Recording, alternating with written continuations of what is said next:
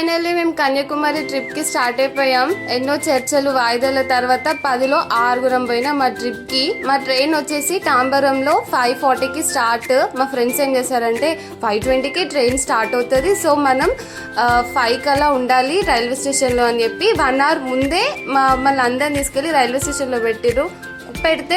నిమ్మలంగా కూర్చోవచ్చు కదా, లేదు మేము ఇంకొన్ని షార్ట్స్ వేసుకుందామని మొత్తం ట్రైపాడ్ ఫోను అంతా సెట్ చేసి పెట్టినాం.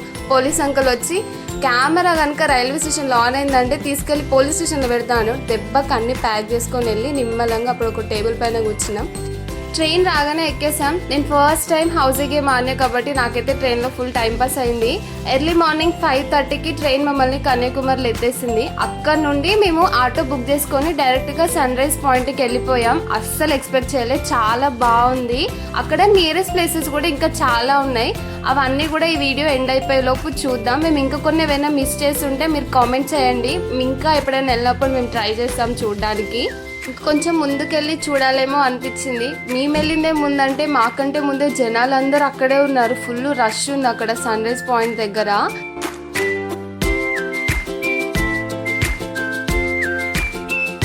చూసారా సన్ క్లౌడ్లోకి వెళ్ళిపోయింది. బట్ నాకు ఎనీవే చూసిన కాడికి నాకు నచ్చింది, చాలా బాగుంది. ఇంకా కొంచెం ముందుకెళ్ళి చూస్తుంటే బాగా ఎంజాయ్ చేసే వాళ్ళమేమో అనిపించింది. ఇదే తిల్వరూర్ స్టాచ్యూ, ఇంకొకటి వివేకానంద మెమోరియల్, మధ్యలో ఉందే గ్లాస్ బ్రిడ్జ్. మనం నెక్స్ట్ అక్కడికే వెళ్ళబోతున్నాం. అయ్యో సన్ రైజ్ ఇలా అయ్యింది అనుకుంటే ఇక నేను వెళ్ళిన సన్సెట్ చూస్తే మీరు వెళ్ళి వేస్ట్ అనుకుంటారు కన్యాకుమారికి, అలా అయిపోయింది నాకు సన్సెట్. ఇంకా నెక్స్ట్ బోటింగ్ గ్లాస్ బ్రిడ్జ్ దగ్గరికి. అసలు ఎంత రష్ ఉందంటే మా ఫ్రెండ్ ఒక్కతే లైన్లో నిల్చుంది, అప్పుడైపోయింది ఆ లైన్లో అది. అలా అన్నమాట. మేము 100 రూపీస్ బోటింగ్ చూస్ చేసుకున్నాం. అక్కడ నుండి జస్ట్ 5 మినిట్సే. ఎవరైనా వీడియోస్ తీసుకునే వాళ్ళు ఉంటే వీడియో ఎప్పుడు ఆనే ఉంచుకోండి బోటింగ్ చేసినంతసేపు. చాలా బాగుంది బోటింగ్. ఇదంతా కూడా లైన్ అన్నమాట. బయటే అప్పడమైంది మా ఫ్రెండ్ అనుకుంటే, ఇంకా లోపల వచ్చినాక దగ్గర మేము ½ అన్ అవర్ సేపు లైన్లోనే ఉన్నాం. కనిపించేదే కన్యాకుమారి అమ్మన్ టెంపుల్. నెక్స్ట్ ఇక్కడ సైడ్ వచ్చేసి బోట్స్ ఉన్నాయి, దానికి ఒక కెపాసిటీ 50 మెంబర్స్ వరకు ఉంటుంది కావచ్చు. మేము అంతసేపు లైన్లో ఉండి బోట్ ఎక్కేసామా. అక్కడ పక్క లైఫ్ జాకెట్ వేసుకోవాలి, బోట్లో అస్సలు నిల్చోవద్దు, వాళ్ళు మాత్రం స్ట్రిక్ట్ రూల్స్ పెడతారు మనకి. కనీసం బోట్లో నాకు విండో సీట్ కూడా దొరకలేదు, నాకుండే దరిద్రాలకి. అంత రష్లో ఏదో ఒక కార్నర్ పాయింట్లో కూర్చున్నా, ఏదో దొరికిన కాడికి అలా చిన్న క్లిప్స్ తీసాను. బాగుంది బోట్ జర్నీ. తిల్వరూర్ స్టాచ్యూ కనిపిస్తుంది, వివేకానంద మెమోరియల్, గ్లాస్ బ్రిడ్జ్, మొత్తం మనం అక్కడికే వెళ్తాం. ఎటు చూసినా కన్యాకుమారిలో బీచ్లే కనిపిస్తే ఆ తిల్వరూర్ స్టాచ్యూయే కనిపిస్తుంది. మొత్తం నాకు డే మొత్తంలో అవి ఏ మూలనున్న ఏ గల్లీలో నిలిచినా కూడా అవి మాత్రమే కనిపించినాయి నాకు. Each 30 rupees. అక్కడ మనకి పైనకి చెప్పులు అలో లేదు, చెప్పులు మనం కిందే వదిలేయాలి. మేము అందరం కూడా ఇందులోనే వదిలేసాం. చాలా మంది ఏం చేశారంటే అక్కడ చెప్పులు వేయొద్దని ఉంది, అందుకే కుండీల వాళ్ళు చెప్పులు వేశారు. జనాలు పిచ్చి పీక్స్కి వెళ్ళిపోతుంది ఒక్కొక్కళ్ళకి.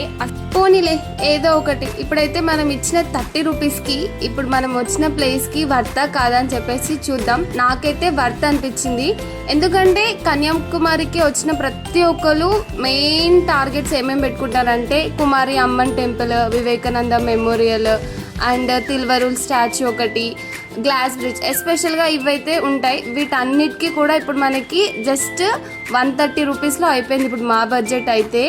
ఇది సన్ రైజ్ క్యాలెండర్ వివేకానంద మెమోరియల్కి వెనకాలే ఉంది. లైక్ సన్ డైరెక్షన్ చెప్పడానికి పెట్టారు, బాగుంది. మనం ఇదంతా కూడా ఒక ఐలాండ్ కాబట్టి చుట్టూ ఓషియనే ఉంటుంది.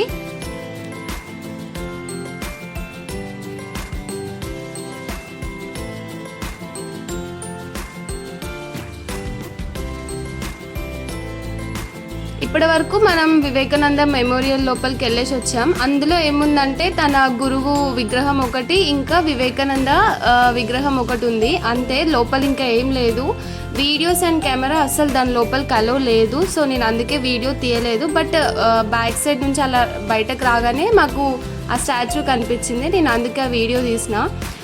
నేను అక్కడ కొన్ని వీడియోస్ తీసుకుంటున్నా, పైన ఒక ఫ్యామిలీ మెంబర్స్ అక్కడే ఆగిపోయారు. కానీ ఈ కాలంలో అట్లా ఫొటోస్ తీసుకుంటున్నారు, ఆగుదాంలే అని రెస్పెక్ట్ ఇచ్చారు. చూడండి, నాకు చాలా నచ్చింది. చాలా మంచోళ్ళు ఉన్నట్టున్నారు వాళ్ళు.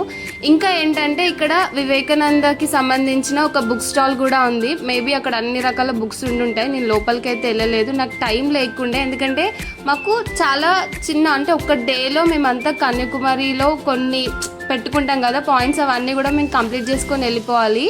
సో మేము అలా ఫాస్ట్గా వ్లాగింగ్ చేస్తూ నేను ఫొటోస్ తీసుకోవాలి. ప్లస్ మేము వచ్చింది కూడా ఓన్లీ 6 మెంబర్స్, అందరం గర్ల్సే కాబట్టి అందరికీ ఫొటోస్ పిచ్చి ఉంటుంది. సో మాకు అలా ఫొటోస్కి వాటికి వీటికి ఎక్కువ టైం పడుతుంది.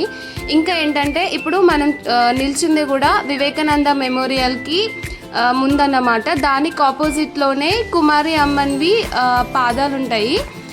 ఎక్కడ దేంట్లో కూడా అసలు వీడియో అలో లేదు, అందుకే ఒక్క వీడియో కూడా తీయలేదు. ఈ వివేకానంద మెమోరియల్ ఏంటంటే అప్పట్లో 1982లో వివేకానంద గారు 3 days వచ్చి ఈ రాక్ పైన జ్ఞానం చేశారు. సో అందుకు అతనికి జ్ఞాపకార్థంగా ఈ మెమోరియల్ కట్టించారు. ఇంకా ఈ కుమారి అమ్మంది కూడా అక్కడ ఓన్లీ పాదాలు మాత్రమే ఉంటాయి, ఇంకా అక్కడ ఏం ఉండవు. అక్కడ వెళ్ళి జస్ట్ చిన్నగా దర్శనం చేసుకొని వస్తాము. దాని తర్వాత మనం నెక్స్ట్ గ్లాస్ బ్రిడ్జ్కి వెళ్ళిపోతాం డైరెక్ట్గా.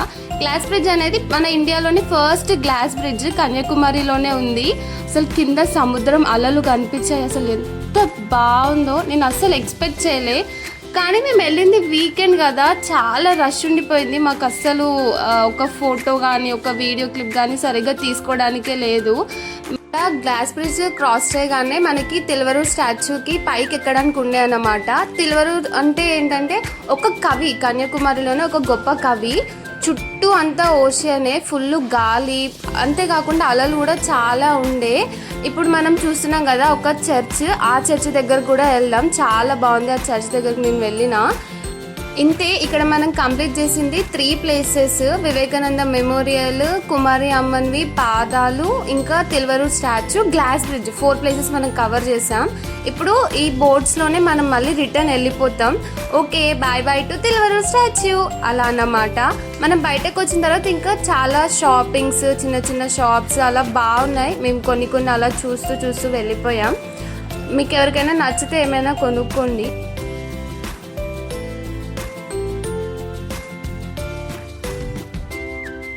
నెక్స్ట్ నేను వెళ్ళింది కుమారి అమ్మన్ టెంపుల్. ఈ టెంపుల్లో దర్శనం ఒక 1/2 an hourలో అయిపోయింది, తొందరగానే అయిపోయింది.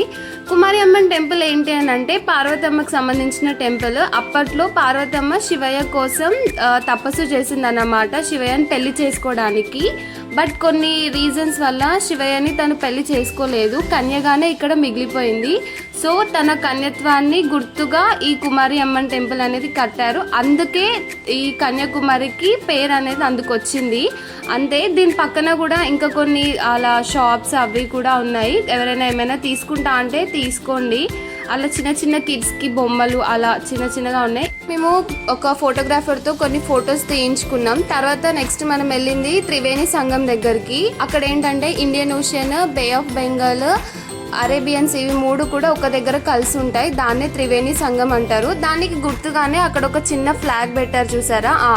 అక్కడికే మనం వెళ్ళాల్సింది. అక్కడ జస్ట్ అలా కొంచెం చిన్నగా తలపైన నీళ్ళు చల్లుకున్నా అంతే, అంటే యూట్యూబ్లో చూసేలే కదా అందుకు. త్రివేణి సంగం నుంచి కొంచెం బయటకు రాగానే కామరాజర్ మెమోరియల్ ఉంటుంది. దాని తర్వాత అక్కడ నుండి మేము డైరెక్ట్గా లంచ్కి వెళ్ళిపోయాం. లంచ్ అంటే మాకు ఫుడ్ పెద్దగా ఎక్కలేదు, నాకైతే అంత నచ్చలేదు. So I'm very disappointed about food. ఇంకా ఏంటంటే చుట్టుపక్కల కొన్ని టాటూ సెంటర్స్ అలా ఉన్నాయి, ఎవరికైనా ఇంట్రెస్ట్ ఉంటే ట్రై చేయండి.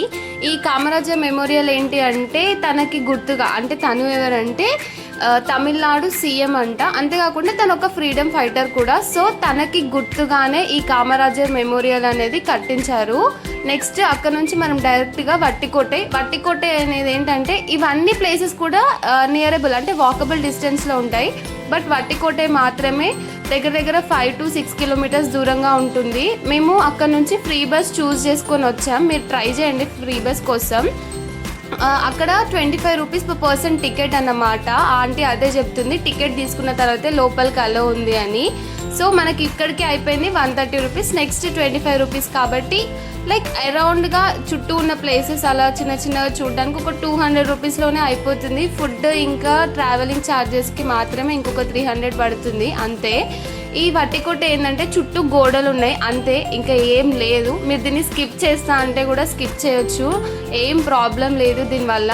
కానీ మాకు ఇంకా టైం మిగలడం వల్ల ఏం చేయాలో తెలియక మేము అక్కడ కొన్ని గేమ్స్ ఆడుకున్నాం. కోటలో కొంచెం మళ్ళీ పైకి ఎక్కగానే ఏంటంటే చుట్టూ సముద్రమే ఉంటుంది. ఇక్కడ కూడా అసలు నాకు ఆ వ్యూ బాగా నచ్చింది. ఇక్కడ చూసిన వ్యూ పాయింట్ మాత్రం నాకు చాలా బాగా నచ్చింది. ఇంకా అసలు అక్కడ ఏం లేదు, ఈ సముద్రం ఒకటే ఉంది. అదంతా కూడా జస్ట్ గోడలే ఉన్నాయి, ఇంకా అసలు ఏం లేదు. అలా చిన్న చిన్నగా అలా కొంచెం పిల్లర్ గేమ్స్ అలా మేము అందరం కలిసి ఆడుకున్నాం. ఫుల్ టైం పాస్ అయింది అక్కడ నుంచి మేము ఒక 1 అవర్లో అలా వెళ్ళిపోయాం రిటర్న్. అక్కడ వ్యూ కూడా బాగుంది. మనం నడుచుకుంటూ వచ్చామన్నమాట. మేము అక్కడ బస్ దిగిన తర్వాత చిన్న చిన్న షాప్స్ అలా అన్నమాట. ఈ చూసారా పెప్సీలు అయితే చిన్నప్పుడు ఎప్పుడో తిన్నాను. మా ఫ్రెండ్స్ అందరూ కూడా ఇవి బాగుంటాయి అంటే అలా ట్రై చేసాం. నెక్స్ట్ మనం వెళ్ళింది ఏంటంటే చర్చ్ దగ్గరికి. చర్చ్ పేరు వచ్చేసి అవర్ లేడీ ర్యాన్సమ్ చర్చ్. అసలు చాలా బాగుంది చర్చ్. అంటే ముందు అంతా ఓపెన్ ప్లేస్ ఉండేసరికి నాకు బాగా నచ్చింది. చర్చ్ లోపల అంటే ఎక్కడైనా కూడా వీడియోస్ అండ్ కెమెరాస్ అలో లేదు. సో నేను లోపల ఎక్కడ ఏమీ చూపించలేదు. మేము వట్టికోట నుంచి డైరెక్ట్గా మళ్ళీ ఫ్రీ బస్ ఎక్కి చర్చ్ దగ్గరికే వచ్చేసాం.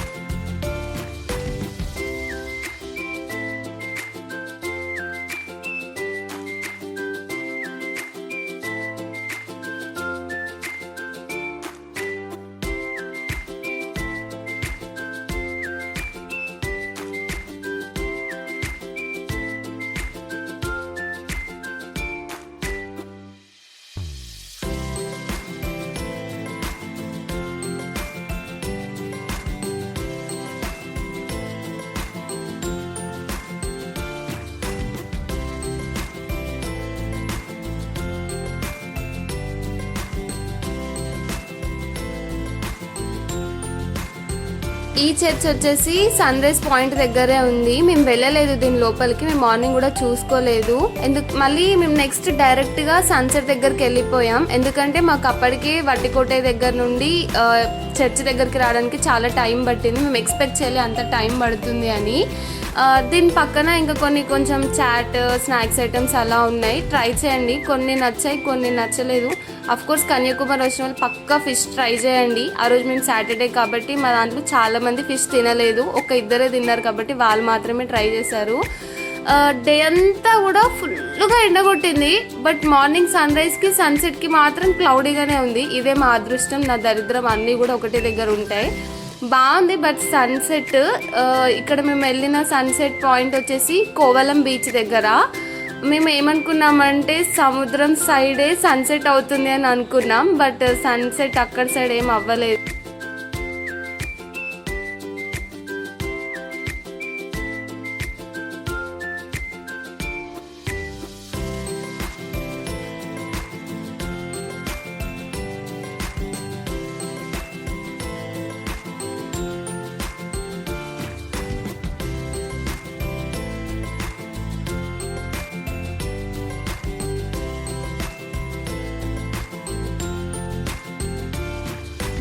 సో ఇంతటితో మా కన్యాకుమారి ట్రిప్ సమాప్తం అయిపోయింది. బాగా ఎంజాయ్ చేసాం చేసిన వరకు అయితే. ఏమైనా ప్లేసెస్ మిస్ అయి ఉంటే మీరు కామెంట్ చేయండి, తప్పకుండా నేను నెక్స్ట్ ఎప్పుడైనా వెళ్తే ట్రై చేస్తా చూడడానికి.